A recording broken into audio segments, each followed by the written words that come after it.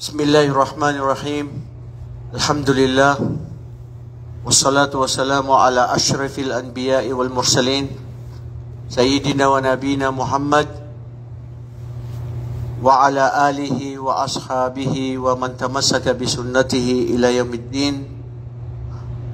Allahumma lakal hamdu kullu wa laka syukru kullu daiman wa abada ya arhamar rahimin. Allahumma ighfir lana wa tub alaina wa liwalidina wa lisairil muslimina fi kulli makan. Bro, kung pwede dito tayo para para lalo makuha natin yung gantimpala mula sa Allah subhanahu wa ta'ala. Lalong-lalo na kung ito ay pagpupulong sa kaalaman. Alhamdulillah mga kapatid sa Islam, tayo ay tunay at lubusang lagi ang nagpapasalamat sa Allah subhanahu wa ta'ala sa walang mga bilang na mga biyaya na kanyang ipinagkakaloob sa atin. Tinatamasa ng bawat isa sa atin. Alhamdulillah, binigyan tayo ng Allah subhanahu wa ta'ala ng pagkakataon na tayo ngayon ay maparito sa pagtitipo ng pananaliksik ng kaalaman sa ating relihiyong Islam na siyang tunay na pwede nating maituring na yaman natin. Ang totoong yaman ng tao ay ang kaalaman. Kaalaman na siyang hindi kanya iiwan.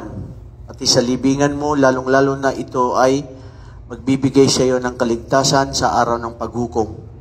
Kaalaman na ito yung ipinag-iwanan, pinagsikapan ng mga propeta ng Allah subhanahu wa ta'ala.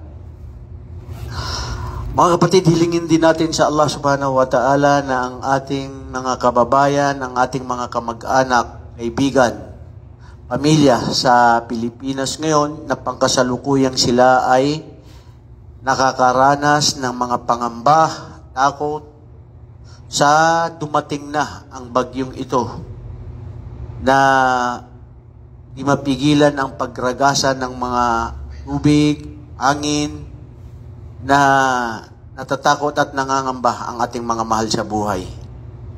Lahat ito ay mula sa Allah subhanahu wa ta'ala bilang pagsubok, bilang tanda rin na pwedeng sabihin na ito ay biyaya ng Allah at parusa ng Allah subhanahu wa ta'ala. Sa ating mga Muslim, tayo ay naniniwala na ang lahat ng anumang mga parusa sa atin ito ay tinuturing ding ito na biyaya ng Allah subhanahu wa ta'ala para tayo ay balik sa Kanya, nakakapagtauba sa Kanya. Sa pamamagitan doon, kung sino rin ang magtiis, kung sino rin ang tunay na magtiyaga, na magsabar sa anumang mga sakuna na kanilang pinagdadaanan o kanilang nararanasan sa buhay, ay isa rin itong mga kapatawaran ng Allah subhanahu wa ta'ala sa kanila. Pero subhanallah, sa totoo lang, sa mga panahong ito ngayon, mga ilang buwan pa noon, nakaranas ang Pilipinas ng lindol. Tapos ngayon, sumunod ang mga bagyo ngayon. Sumunod ang mga, yung korupsyon. At nagalo-halo na. Diba? Pero hindi lang naman yan sa Pilipinas. To be fair, we have to be fair. Not only in our country. In fact, we can find it in other countries. Worst than the situation in our country. Yun lang ang totoo. Pero palagay nyo, bakit ito nangyayari? Bakit nangyayari ang mga hindi inaasahan na pangamba at pahirap sa buhay ng mga Muslim? O sa pangkalahatan. May nagtanong, Ustad, paano yung hindi Kristiyano, paano yung hindi Muslim? Kristiyano, Hudyo, tapos yung mga Muslim. Ano sila doon? Ano yung ugnayan? Parehas ba sila?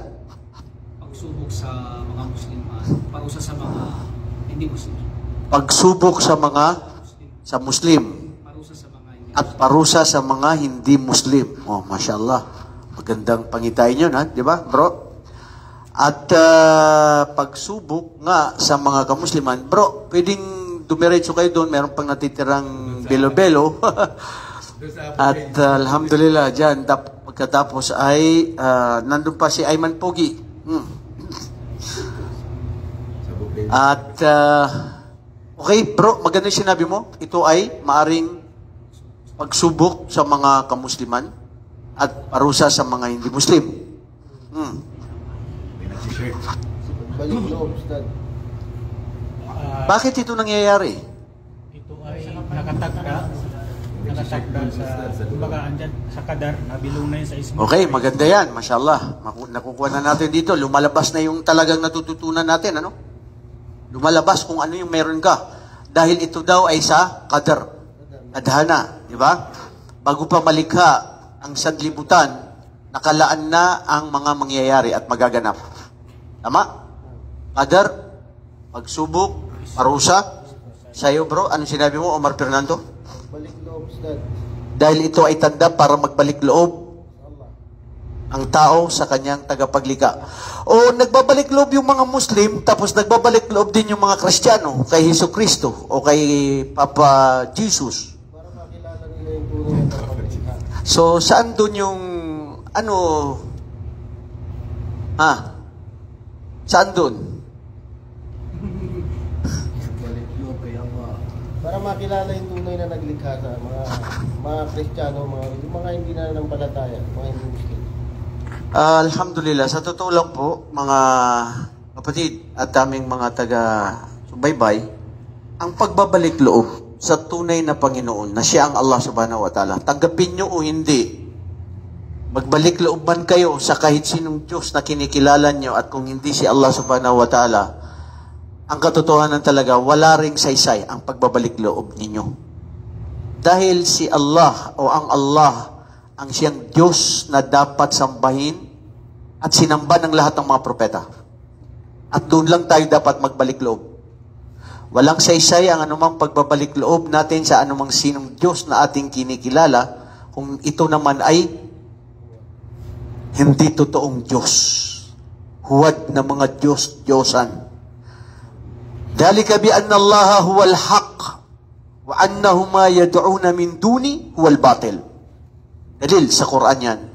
Katotohanan dahil siya ang Allah subhanahu wa ta'ala na tunay na makatotohanan na siya ang Diyos na dapat sambahin at ang sino mang maliban pa sa Kanya na kinikilalang Diyos-Diyosan ng kahit sino. Maski sinasabi pa nila na nakakatulong ito sa amin. Matagal nang hindi nanganak ang misis ko tapos hinaplos ko yung nasarinong itim tapos nanganak siya.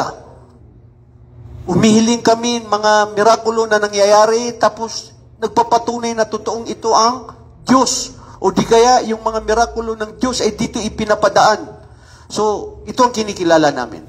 Bilang ikaw na dating Kristiyano noon, na ngayon ay Muslim, anong masasabi mo doon? Kasi kung tutuhanin rin na hindi mo alam talagang Islam at kung hindi ka Muslim, o Kristiyano ka, o anong pananampalataya mo, pag nakita mo yun, narinig mo yun, nagsisiiyakan, nagsusumamo, na totoo nang nangyari ang mga kanilang panalangin, so sasabihin mo rin, totoo ito. Ha? So ano ang masasabi mo bilang isang Kristiyano noon na ngayon ay isang ganap ng Muslim? Totoo ba yun, bro? Ha? Totoo yun, Ustad. Totoo yun. Omar Fernando. Bilang Kristiyano noon, Ustad, ganun talaga yung nangyayari. Na sinasamba nila, na dating ako rin, sinasamba ko yung nakaano sa simbahan. Oh, nanto ka sa simbahan. Tapos, umihiling ka. Natotoo rin. Na umihiling ka, natutupad. Hindi, Ustad, ngayon nung ako'y nag-Muslim, nung ko nalaman yung katotohanan. Na anong katotohanan? Na Natutupad talaga. na hindi dapat sumamba sa iba maliban sa Allah. Okay, pero ang tanong doon, ano ang masasabi mo doon sa tao na sinasabi niyang natatanggap? Kaya nananatili kami dito. Dahil totoo.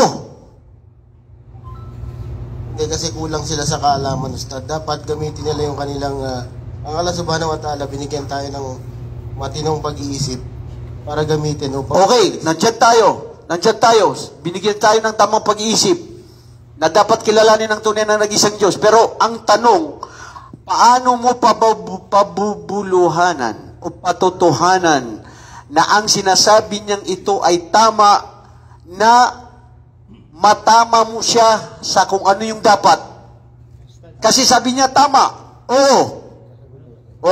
Tapos ngayon, paano mo masasabi na mali yan? O di kaya, susuportahan mo pa?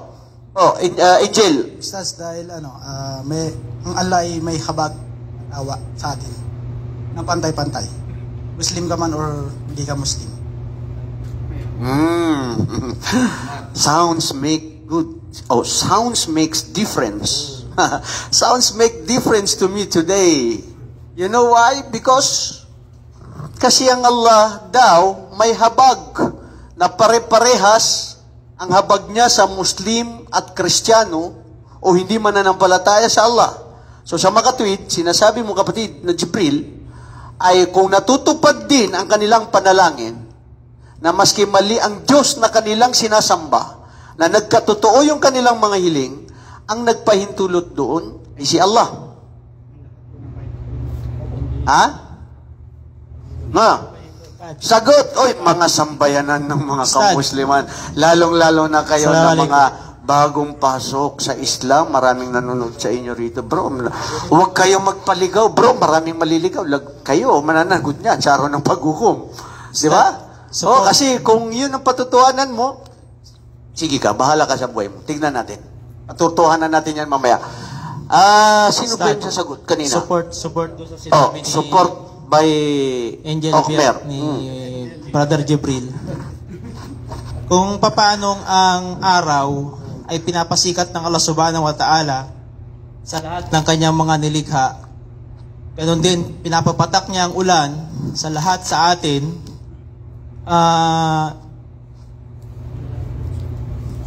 Muslim o hindi Muslim, magtatamasa ng mga biyaya ng Allah Subhanahu wa Ta'ala. Subalit, ang awa ng Allah Subhanahu wa Ta'ala hindi mapapunta sa kanila kasi yung hinihiling nila ay para lang dito sa pakinabang nila sa mundo.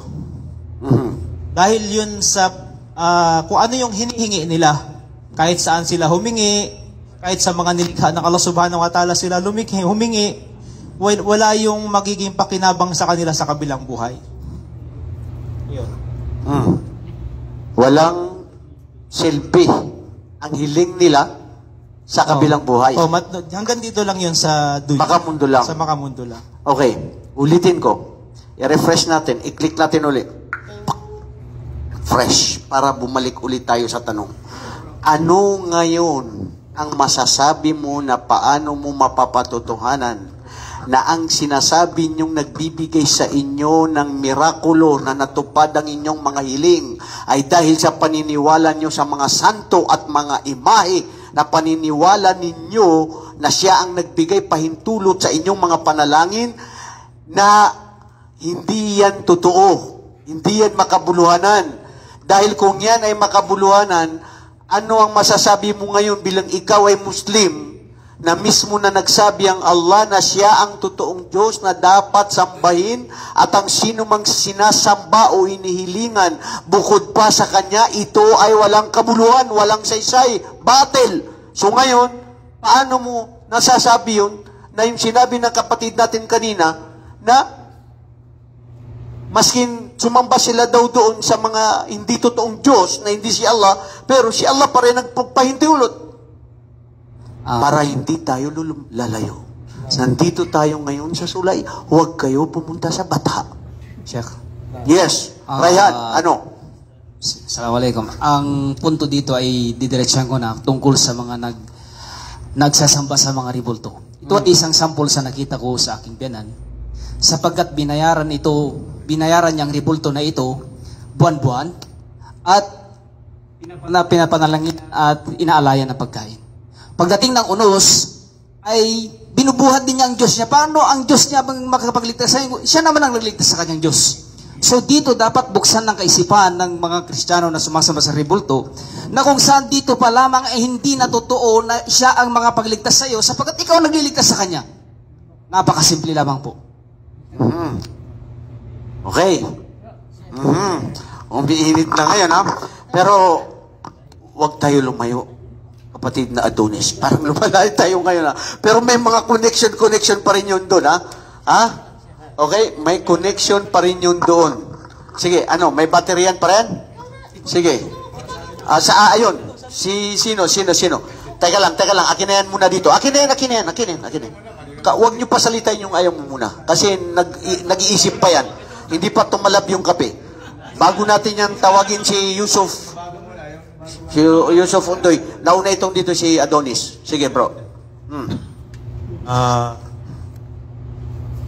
Para sa akin, Ustad, yung mga panalangin ng mga hindi nananampalataya sa Islam, sumasamba sa Allah, ay natamasa man nila yung mga panalangin nila, bagkus nagkataon lang na kumbaga, siyempre, hindi naman sila nanampalataya.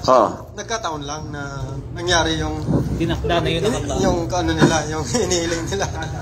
Okay. Nagkataon lang.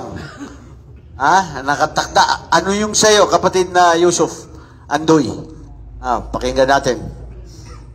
Assalamualaikum warahmatullahi wabarakatuh. Waalaikumsalam warahmatullah. Bro, yun yung tanong, ha? Dun ka mag-focus. Inshallah po. Ako, bilang dating Kristyano, nagbalik Islam, isa lang yung napapansin ko sa kanila na actually, nananalaytay sa ating puso, sa ating pagkatao, yung pitra na paniniwala sa isang Diyos. Okay. At marami ring mga patunay na dapat talaga ang sambahin ng Allah subhanahu wa ta'ala. Gaya nga ng sinabi ni bro, na nagkakataon lang yung mga hinihiling nila binibigay ng Allah dahil na rin sa hapag. Pero kung ang ano lang po talaga, Ustad, dediretsahin ko na rin, alam ko po na kikinig yung magulang ko, yung pamilya ko, mga kamag-anak ko. Patama kayo, ha? Hindi naman. Ano lang. Pero katotohanan, maski patama, ito na yung dawa. Di ba, bro? Ito na po yung pagkakataon na madawa ko sila. Correct. Masabi ko sa kanila na ang dapat nating sambahin ang Allah subhanahu wa ta'ala. Nananalaytay sa ating pagkatao. Nananalaytay yan. At ano pa ang silbi na sinusunod nila, lalo na sa mga kapatid nating Kristiyano, huwag po kayong mabibigla o magagalit. Pero magiging totoo lamang po kami. Ano pa po ba ang saysay na sinusunod nyo? Yung 10 utos ni Moises o si Correct. Salam na sumamba sa isang Diyos. Pati rin yung sinabi ng mga ibang nabi. Correct. Gaya ni Isa alayhi salam na sumunod at sumamba sa nag-iisang Diyos. Tapos, hindi rin pala nila sinusunod. Opo. Di ba? O, tama. Unang 10 utos ng Diyos. Anong unang utos ng Diyos? Sumamba sa nag-iisang Diyos. At pangalawa, huwag kang Gagawa ng mga Hindi. Huwag kang gumawa at Diyos-Diyosan na para sambahin. Ibig sabihin, ang una, tauhid. Opo. Bro, kapatid na Ayman, Laksamana, bigyan ito ng ginatang bilo-bilo. Dali. Kasi ikaw lang nandyan, pero bigyan mo siya. Bismillah. Good, very good, bro. Balik tayo sa ano. Tapos na yung ano niya. Nakuha na natin, gets natin. So, yung sagot ni kapatid na Yusuf at saka si Abdurrauf, magkaugnay na may punto at tama. Ganito yun, bro. Dito, wag mo iharap doon. Dito lang. Yan. O sige, magsalita ka na. Abdullah Aquino, ano yung sa'yo? Ustad, sa akin, nung nagbalik Islam ako, naunawaan ko siya na ada siya. Maganda ito kasi yung mga experience mo di ba? Experience natin. Unang-una, ada siya ng alak. Ikalawa, pasalamat ako na binuksan na aking puso. Kasi kung hindi binuksan, baka napasama ako sa kanila. Na pinadali sa kanila na maligaw. Mas pinadali sa kanila na maligaw dahil sa paniniwala nila. Naakala nila na yung mga Diyos-Diyosa na yun ang nagbibigay ng biyaya kung hindi ang Allah. Correct. Very good. O ngayon, na-refresh na ngayon ito. Sige, ano? Algie. Ito, na-refresh niya. Mamaya, ikaw bro, maganda to sharing ideas experience mapapatunayan natin na hindi makabuluhan at mali ang sino mang naniniwala na ang nagbigay sa amin ng direksyon o natupad ang aming hiling ay dahil dito sa mga sinasamba namin. Assalamualaikum. Ang tanong ni Ustads ay paano natin maipaano sa kanila na mali yung kanilang ginagawa na naghumihiling sila doon sa rebulto para bigyan sila ng panalangin. Ang gawin natin ng mga Muslim, para sa akin, ang gagawin nating mga Muslim, magdadakwa tayo sa tauhid ng Allah subhanahu wa ta'ala, ipakilala natin ang kaisahan ng Allah sa pagsamba at kaisahan sa panampalataya at saka sa kanyang mga asmaul sifat. Okay. Ang ganda ng tanong niya na yun ang gusto niyang bigyan ng sagot at sumagot siya na parang bagang hindi ko alam. Ano ba yung nandun? May connection yun doon sa siya ang sambahin na tunay. Sasagutin natin yung mga tao na nagsasabi na natupad ang aming panalangin dahil dito sa santong ito, dito sa ribultong ito at mga himahin na ito. Kaya naniniwala kami na sila ang Diyos o siya ang Diyos dahil nagpatunay sa aming mga hiling. Na ikaw ngayon na Muslim na nagsasabi, mali yan. Bakit? Dahil ang tunay na Diyos ang Allah. At ang sino mang sambahin bukod pa sa Allah, walang kabuluhan, lahat mali at hindi makatotohanan. So ngayon, paano mo yun iugnay na sasabihin niyang Diyos namin ito dahil nagbigay sa amin ng katotohanan? At nagpatunay ng aming mga hiling.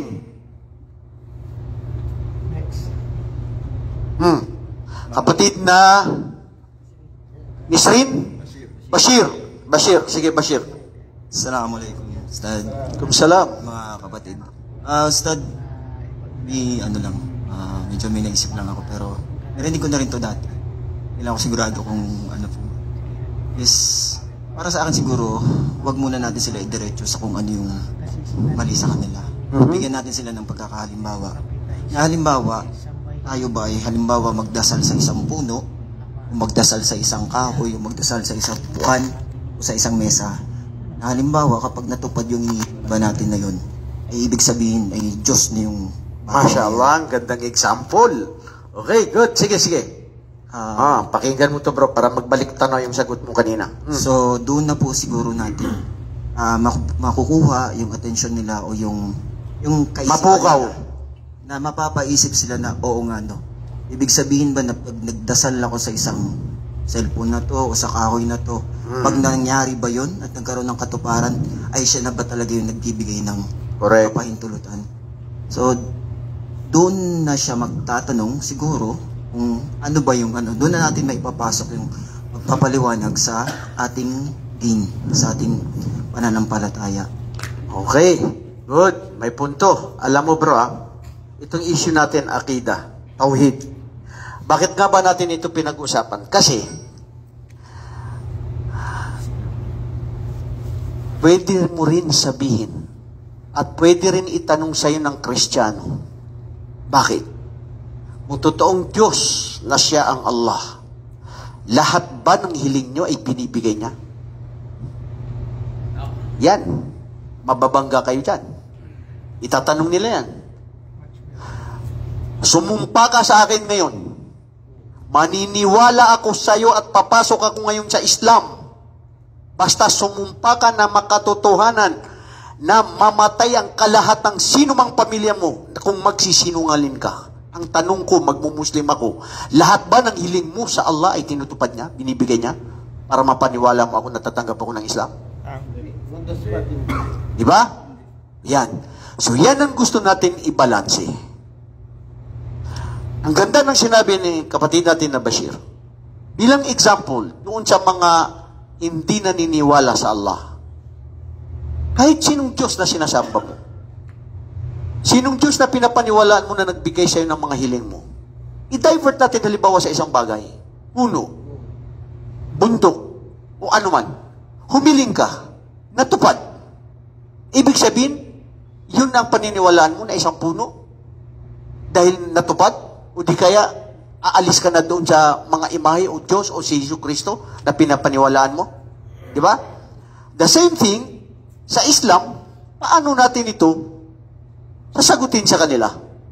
Na ang hiling natin at ang katotohanan na Diyos na dapat sambahin, ang siya ang Allah subhanahu wa ta'ala. Doon sa dalil na sinabi natin kanina. Ang sagot ng dalawang kapatid natin na si Abdul Rauf at saka si Yusuf, malapit ito sa kasagutan. At itong sasabihin natin sa lahat ng mga nakikinig. Maniwala tayo at hindi. Nakaugat dito sa pagkalikha ng Allah sa bawat isa sa atin na may Diyos na pinapaniwala na nag-isa. Nagiging Kristiyano, Udyo, o magpagtambal ang isang tao dahil kung sinong magulang saan siya nanggaling at saan siya lumaki. Ngayon, pinapaniwalaan natin na siya ang Allah, ang tunay na Diyos na dapat sambahin. Paano natin sasagutin yung sinabi natin na katanungan una? Sasabihin natin, kabayan, kamag-anak na hindi pa Muslim, ganito kasi yan. Siya ang Allah subhanahu wa ta'ala na bago niya likhain ang lahat ng nandito sa sanlibutan, 50,000 taon, tapos na ang lahat. Tapos na ang lahat ng mangyayari noon sa oras na yun na ipinasulat niya sa anghel sa kasulatan ang magaganap bago pa magunaw ang mundo.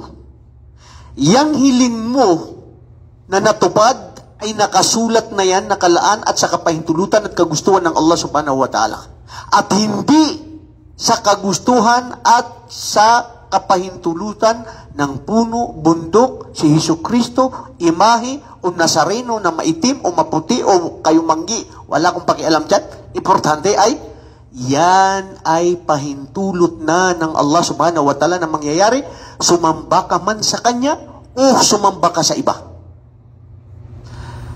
Alam nyo ba ang qadr na dalawang klase? Qadr al-mutlaq wal muqayyid. Ang qadr al-mutlaq na hindi kailanman yan mababago. Ipinasulat na yan ng Allah. Kaya doon din natin makikita na anuman ang gawin ng isang tao sa pagpupursige niya, sa anuman ang gusto niya, walang mangyayari maliban sa kanong kapahintulutan ng Allah na hindi pwede mabago. Pangalawa, nababago ang qadr dahil sa pamamagitan ng pag-uutos ng Allah subhanahu wa ta'ala na mangyayari yan, yung mangyayari na gusto niya, kung gagawin niya itong paraan. At nandun pa sa mga anghel. O mga anghel, huwag niyang ipahintulot. Ipapahintulot yan at mangyayari sa pamamagitan kung gagawin niya, kung ihilingin niya, kung mayroon siyang gagawin na mga aksyon. Sabab, yun ang mangyayari. Pag hindi, hindi yan mangyayari. Doon nangyayari yung pangalawang uri ng qadr. Ngayon, paano mo mapapatunayan na totoo ang Diyos ninyo ng Allah subhanahu wa ta'ala na mayroon din pala kayong mga hiling na hindi natutupad? So hindi siya makatotohanan na Diyos kasi hindi naman pala ibinibigay sa inyo. Buti pa kami naniniwala dito sa punong kahoy tapos umili kami na ibigay. Oh, anong sagot? Hindi lang tayo. Doon pa rin tayo, bro. Bigyan ito sa pagkakataon itong si galing sa Umrah. Fresh na fresh pa yan sa Umrah, mashallah. Darul Baida. Ustad, kasi minsan hindi ito nakakabuti para sa atin. Ito binigay ng Allah. Sabihin ng Kristiyano, so ibig sabihin pala, hindi totoo ang Diyos nyo. Kasi hindi ba kakabuti sa akin? Hindi kasi lahat, sasabihin niya, paniniwala niyo yan, pero iba rin ang paniniwala namin. Hindi kasi lahat binibigay, Ustad, sa tao. Halimbawa, kung mayaman ako, ay kung mayaman yung iba, hindi ako, at ako'y mahirap, ay pagsubok sa kanya yun. Ang aking kahirapan ay pagsubok din sa akin yun. Upang makilala ko rin ang tamang Diyos, si Allah subhanahu wa ta'ala. Good. May punto? Hindi lahat ng iniling ay naibibigay ng Allah subhanahu wa ta'ala. Bakit? Anong sagot mo, Omar Fernandez, kanina? Hindi mo ibinibigay yung microphone sa kanya? Anong sinagutan niya? Yung ba yung sagot mo? Ha? Bro, ano sa'yo? Ayan. Yan. Dito bro, yan sa nagkakaroon ng musharakatul ilm. Kung ano yung sa'yo na wala ako, natututunan ko. Kung ano yung meron ako, na wala kayo, natutunan nyo. Sharing idea. Musharakatul ilm min babil ilm wa hakadal uqul. Bro, anong sa'yo? Sa akin naman, bago ko nagbalik Islam, marami rin ako sinasambay. Samba ako sa iglesia, samba ako sa Katoliko, samba ako sa Baptist, samba ako sa Baptist, sa Baptist, UCCP. Ano yung UCCP? United Christ in the Philippines. United Christ Church of the Philippines. Yan, yung sa Marawi yan, sa Dansalan Junior College, doon yan. UCCP, United Church Christ of the Philippines. Yung simbahan nila doon, binabato namin nung maliliit kami doon sa ano nila doon. Nasunog pa yun, bro. Sinunog ilang beses na yun nasunog. Kasi sa buong Marawi, isa lang ang chapel na pinagsasamba nila. Kaya yun ang nangyari. Pero aywan ko kung nandun pa yun. Anyway, anong nangyari? Dahil pumasok ka na rin sa UCCP, baptismo, iglesia, at katoliko. Lahat na yun sinasambahan ko. Lahat ng iniling ko hanggang hindi pa ako nagbalik Islam is mas lalong napili ko na mag-isa pa rin ako. Kaysa doon sa maniwala sa mga yun. Kasi? Paniwala ko sa si Jesus ay Kristo. Sa ibang pa naman na mga simbahan, nag-isang Diyos. Tinatanong ko sarili ko, sino kaya ang isang Diyos na sinasamba namin? Sa iba, si Maria. Ang isa, si Jesus Kristo. Si Joseph. Si Joseph. Si Joseph. Kasama pa yan. Si Joseph, si Maria, si Jesus Kristo. Saint John the Baptist. Ang dami nga talaga. Naguluhan na ako kung saan ang totoo Diyos Espiritu. Alhamdulillah na mayroon isang nagpaalala sa akin, isang commander ito. Sabi niya, magbalik Islam ka. Pwede ba yun, commander? Pero siya, sabi niya, huwag mo madiliin kasi ang Islam, hindi basta-basta pasukin o baka mamaya nag-Islam ka lang dahil sa mga itong bagay. Inshallah na nasa Cotabato ako, na kuwan rin ako sa lulong na sa Biso Tapos hanggang siguro, alhamdulillah, binigyan ako ni Allah ng pangalawang buhay. Tsaka iniling na talaga na Diyos, kung sino ka man, totoo ka man ng Diyos, o siya, tawag si Allah, gabayan mo ako na makipagbalik loob ako sa araw na ito. Inshallah. Alhamdulillah, na inisip ko yung lagi ko tinitingnan na yung forma ng Makkah, at saka lumalabas din sa uol ko yung mayroon ustad yung nabalik Islam na ganito yung nagdadawa. Yun, ni-scroll ko rin lahat yun. Marami pala nagbalik Islam. Yun, inisip ko, 3 gabi di ako nakatulog, 3 araw di rin ako Bisaya di kay Bay. Ilonggo pala ito, Ilonggo. Yun, sinasabi ko na magbalik Islam na kaya ako. Ayun, tinatawagan ko yung kaibigan ko na Maguindanao. Tol, may kuhan ako ba, may sadya ako sa'yo. Sabi niya, baka pira yan tol, wala akong pera. Sabi niya, hindi. Sabi ko, magbalik loob ako tol sa Allah. Niya, totoo ka? Sabi niya, oo. Sabi niya, binigyan niya ako ng 3 araw. Tapos, tinawagan ko ulit. Pinuntahan ko na sa barangay. Tapos, tinawagan ako ng ustads.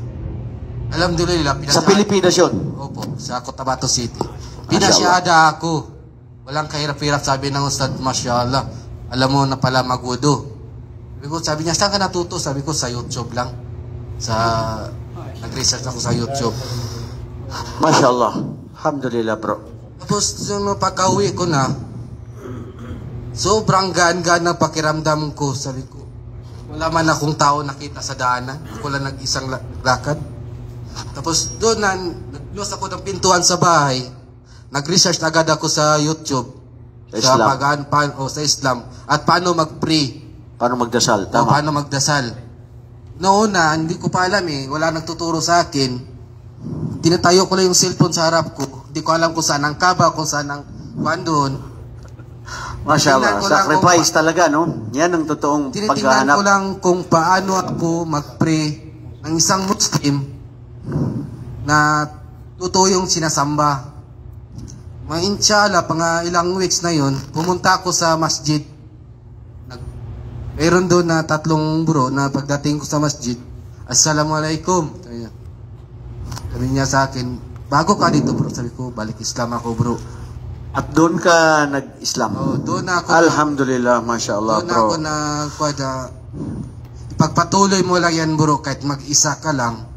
Ayun, pinagtuloy ko research na mashallah bro, mashallah. Anong pangalan mo?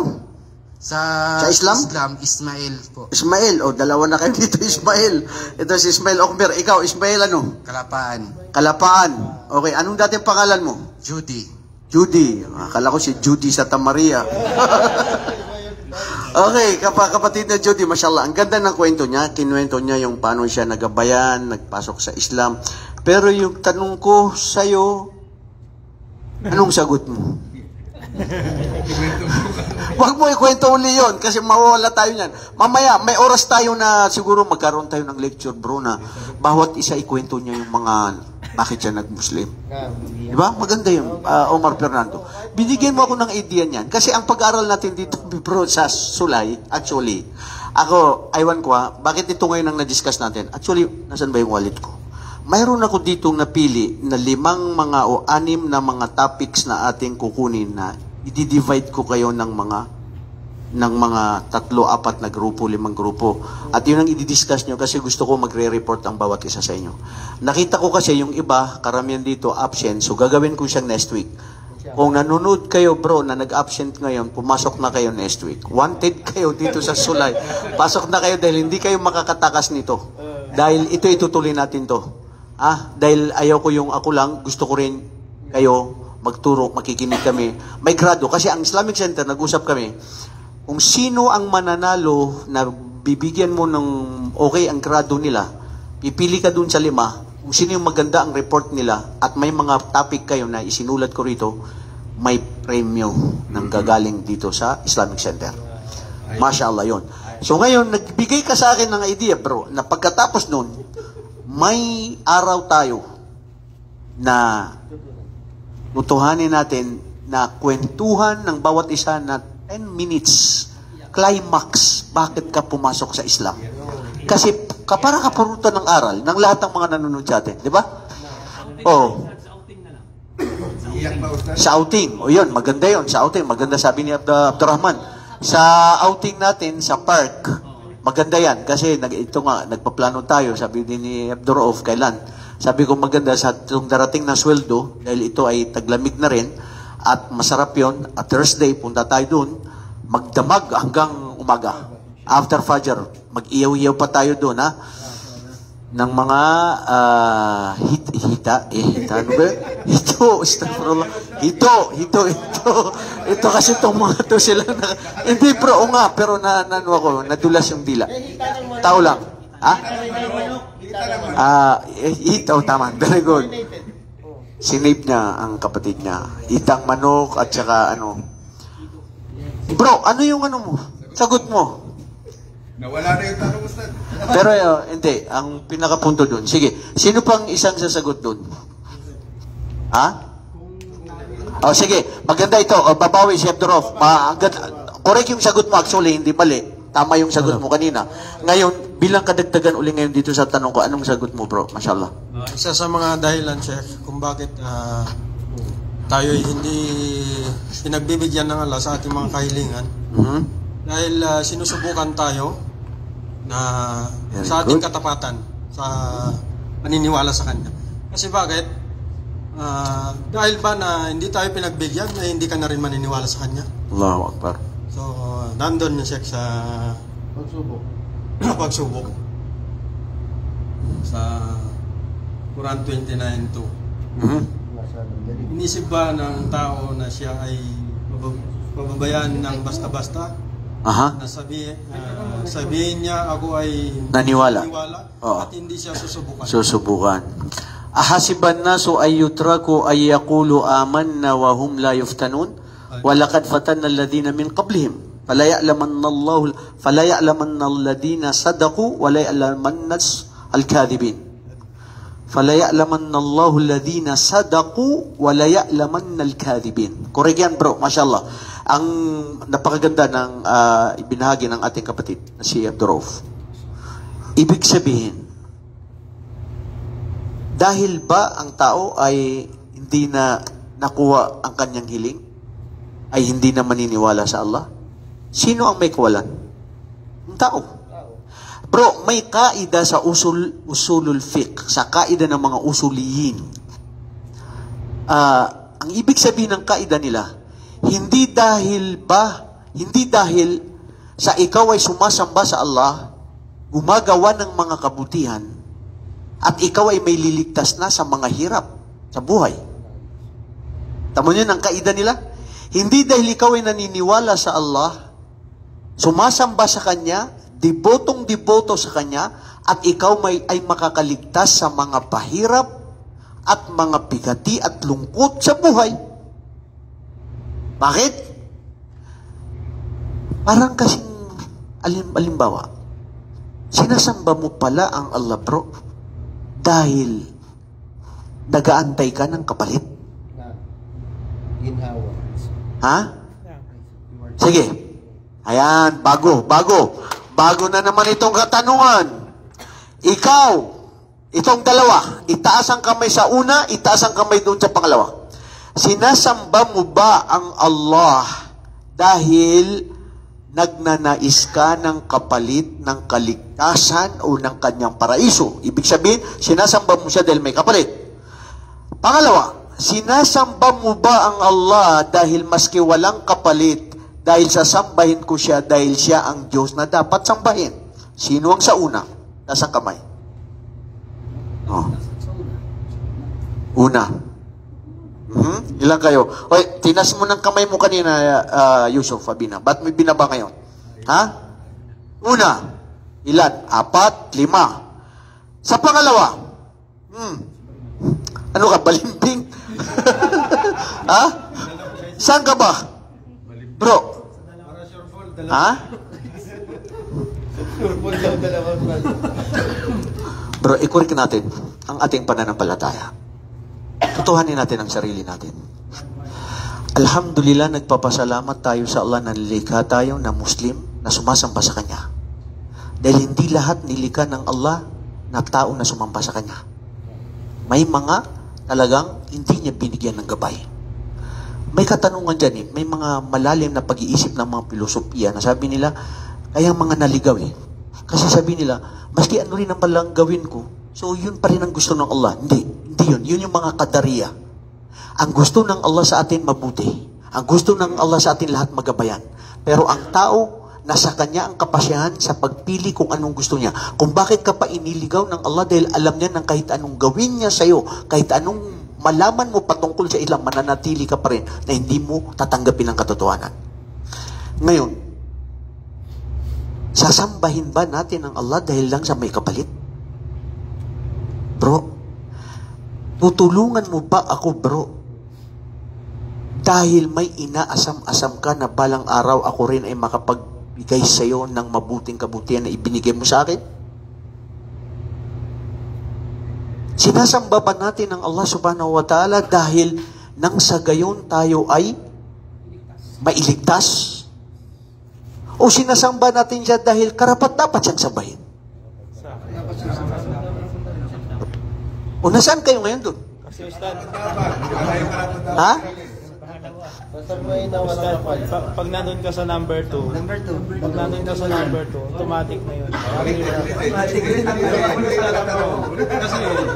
Ano? Sumamba tayo. Oh, pag sinabing, ilagay mo yung mic. Pag sinabing, sumamba tayo, so anong purpose natin? Siyempre, gusto natin maligtas. Di ba? Yun ang purpose eh. Makamit natin ng paraiso ng Allah subhanahu wa ta'ala. At Di ba sabi siya, pati sa kanya lamang humingi? okay, very good. Sige. Sa kanya lang healing, di ba? Wala lang pwedeng kahilingan. Yun na yung magiging kapalit, Ustad eh. Yung pagsamba natin, paraiso, yun ang kapalit. Okay. Bro, kasi parang ganito yan eh. Pag nagmahal ka ba, gusto mo may kapalit? Sandali. Nang depende. Wala tayo sa depende ang pinag-usapan natin. Bro, ang pagmamahal at totoong pagmamahal, may kondisyon, wala? Wala. Yan. Yan. Anong depende? Ito ang depende. Delikado itong depende na ito. Bro, may mga nagmamahal na may kondisyon. May mga nagmamahal na wala talagang kondisyon. Ganun ang pagsamba sa Allah. May kang hinihiling na kondisyon. O unconditional. Saan ka ngayon? Si dinescribe siya ni Allah subhanahu wa ta'ala na merong ayat sa Quran. Sinabi niya, alladhi khalaqani wa huwa yahdin. Walladhi at'amuni wa huwa walladhi yut'imuni wa yaskin. Idha maridtu fa huwa yashfin. Yun ang isa. At saka doon sa Quran, sa suratul Iqra naman, sa suratul, Alaq. Lapit mo yun, bro. Iqra bismi rabbikal ladhi khalaq. Iqra bismi rabbikal ladhi khalaq. Khalaqal insana min alaq. Aha. Ito na yung Ustaz, kung bakit kailangan natin sambahin si Allah subhanahu wa ta'ala, sapagkat binigay niya sa atin lahat. Walang kulang, walang bawas, kundi kumpleto. Ngunit ito dahil sa kanyang pagsubok, kasi sa atin, ikumpara ko sa dati ding Christian, ang paniniwala, yung itikad, yung akida kasi ng mga hindi mananampalataya ay yung musyahada. Okay? Kung ano lamang ang nakikita, katulad ako dati, nagtutulak din ako ng kariton ng Revolto eh. Kung ano lamang ang nakikita, yun ang paniniwala nila. Ngunit sa atin, ano yun, itikad natin, yung amal, yung pagsasapanalita, at saka sa puso. Kaya ito ay ano talaga, kaya nga meron tayong ano natin na isa sa bakit naligaw ang mga tao dahil inuna nila yung kanilang mga akal kaysa sa nakal. Kaya doon minsan Ustad nagkakaano kung bakit talaga kailangan natin. Kasi siya lamang karapat-dapat sambahin. Yun lamang yun. Wala nang iba pa. Correct. Okay, very good. Ang ganda ng ibinahagi ni Abdurrahman tungkol dito sa ating usapin ngayon. Pero balik tayo doon sa ating usapin ngayon. Yung sinabi mo, kapatid Abdurrauf. Ano ba yung sagot mo? Sa una o sa pangalawa? Sa una. Sa una. Kasi sinasamba mo ang Allah dahil inaasam-asam mo ang kaligtasan. Ang gusto mo ang kaligtasan, di ba? At yung iba ganun din, di ba? Tapos yung iba hindi. Mashallah, maganda ngayon ang sagot niya ni Omar Fernando, ha? Asaan ka ngayon? Sa una, sa pangalawa? Saan sa pangalawa? Very good.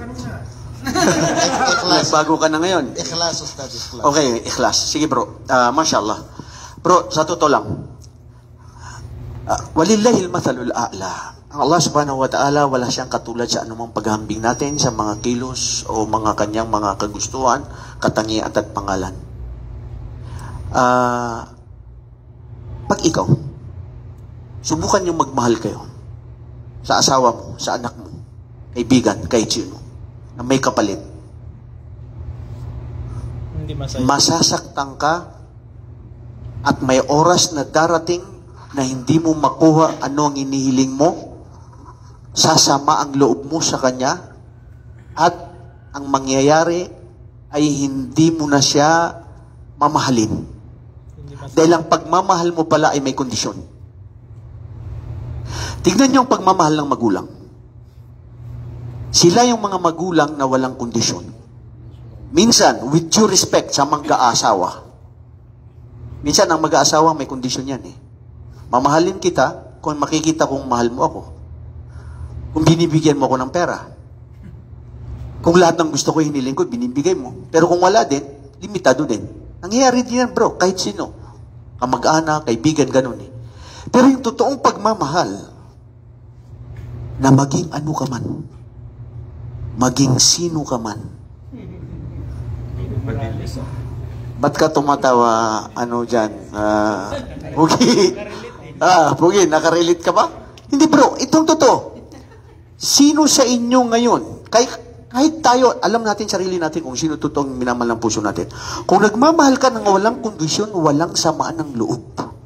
Ano man ang mangyari, subhanallah, may kasabihan ng mga Arabo, sabi nila, wa aynur rida an kulli aibin kalilatin, walakin na ayna sukhti tubdi umasawiya. Ang mata na nagmamahal, kahit anong gawin na kamalian ng mata na nagmamahal sa gumagawa, hindi nagpapabago yun sa kanyang puso. Mahal niya pa rin yun. Pero ang mata na hindi nagmamahal, na hindi niya kinalulugdan, maski anong kabutihan na ginagawa mo, hindi mo napapansin yun. Okay. Timbangin natin ang ating katanungan kanina. Maganda ang sagot ng ating mga kapatid. Ustad, ano yun yung number 2. Number 2 ka ngayon, sige. Hindi. Sabi ng Allah Subhanahu wa ma khalaqtul jinna wal insana illa liya'budun.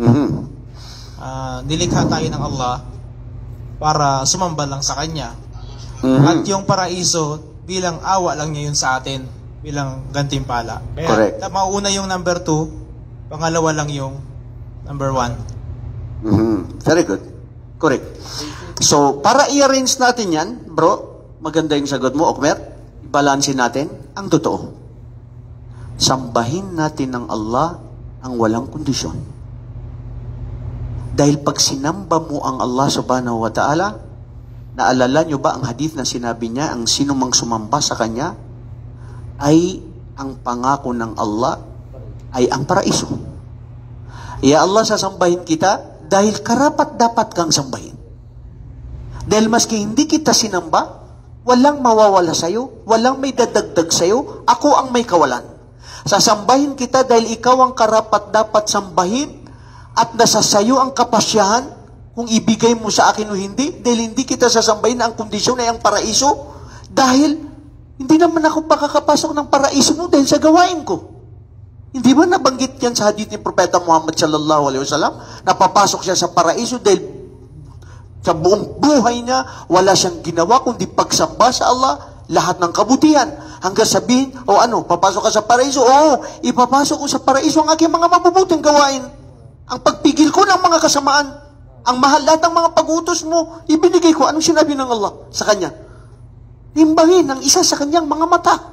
Ang habag at awa ko kung makakatimbang ba itong kanyang mga pagsamba. Hindi. Kailanman, hindi kailanman makakatimbang yon. So papasok ka sa paraiso hindi dahil sa gawain mo. Hindi sa lahat ng anumang paggawa mo ng kabutihan at pagpigil ng kasamaan. Papasok tayo sa paraiso dahil sa habag at awa ng Allah subhanahu wa ta'ala, dahil sa pamamagitan ng paniniwala mo sa Kanya at pagsamba mo sa Kanya na walang kondisyon. Oo, tama. Nandoon tayo sa inaasam natin ang paraiso, inaasam natin ang mabuting pamumuhay, inaasam natin ang lahat na huwag tayo masama sa mga anumang mga kapinsalaan sa buhay, dahil hinihiling natin yun sa Allah, dahil kasama yun. Kasama yun. Bakit kasama yun? Dahil ang Allah subhanahu wa ta'ala, siya lang ang dapat nating hilingan.